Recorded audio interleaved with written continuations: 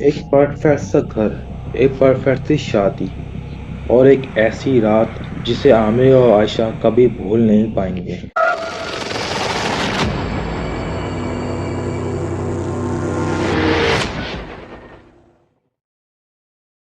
रोशनी और राज, मेरी अनोखी दुनिया में आपका वेलकम। मैं हूं अदनान और ये है अदनान स्टोरी।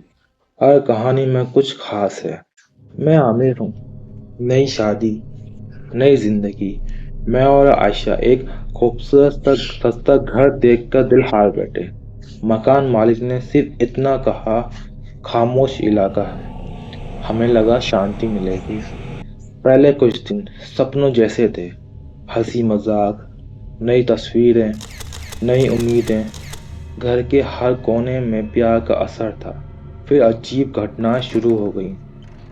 कभी चाबी गुम हो जाती थी, कभी आयशा का दुपट्टा गायब हो जाता था।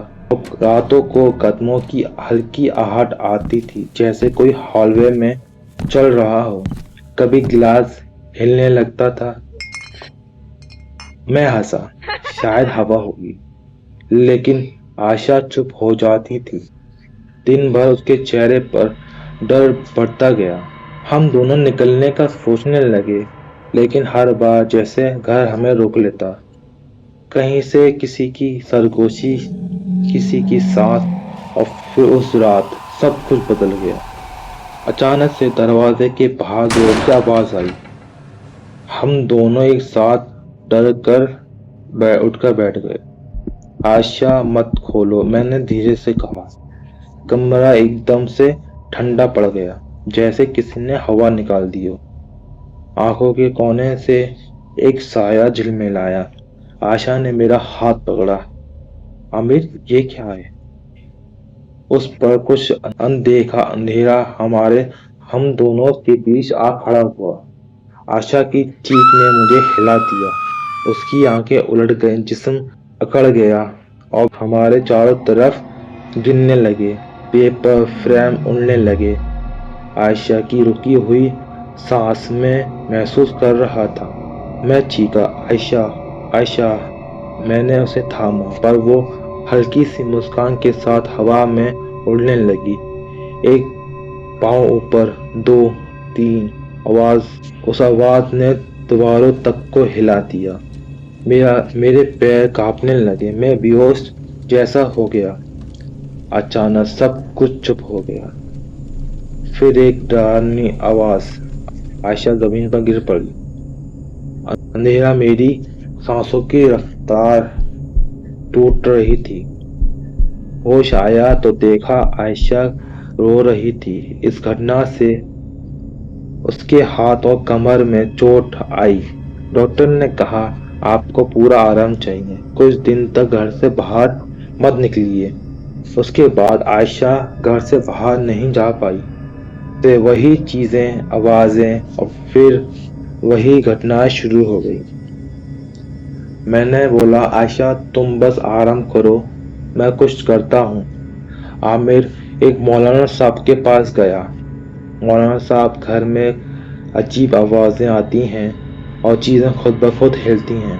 मौलाना बोले, आप फिक्र ना करें, पूरी कहानी मुझे बताएं। आमिर उन्हें सब कुछ बताता है। मौलाना कहते हैं, मैं आपके घर चलता हूँ। वो घर आते हैं। ये और चीजें हिफाजत के लिए इसे देते हैं। इससे आत्मा कमरे के अंदर तो नहीं आती, लेकिन लेकिन वो घटनाएं होती रहती हैं। आमिर पूछता है, ये कब रुकेंगी? मौलाना कहते हैं, हिम्मत रखो। एक रात जब आयशा सो रही होती है, वही हाथ वही हाथ महसूस होता है, और जैसे ही मैं देखता हूँ आयशा को, आयशा वापस हवा में होती है, मतलब हवा में उड़ रही होती है। मैं इसको लेकर ही जाऊंगी। एक अजीब सी आवाज आती है। मैं कहता हूँ, रुक जाओ, उसे छोड़ दो, मैं इसे कहीं नहीं जाने दूंगी। मैं चीखा, आयशा, आयशा। मैंने उसे बहुत संभाला। 1 मीटर तक उड़ने लगी हिल। ये देखकर मैं सचमुच डर गया। फिर जैसे ही सुबह होती है, आमिर और आयशा वो घर छोड़कर चले जाते हैं। बाद में उन्हें पता चलता है कि वो घर सचमुच हॉन्टेड था। लोग कहते थे वहां से घुंघरू की आवाजें आती हैं और किसी के होने का एहसास होता है।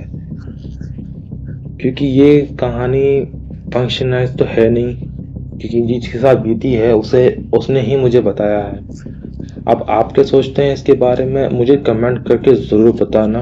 और जो आमिर और आशा के साथ हुआ वो बिल्कुल सच था, क्योंकि कोई इतनी बड़ी स्टोरी तो बना नहीं सकता ना अपने पास से। और आपको क्या लगता है मुझे कमेंट करके ज़रूर बताना।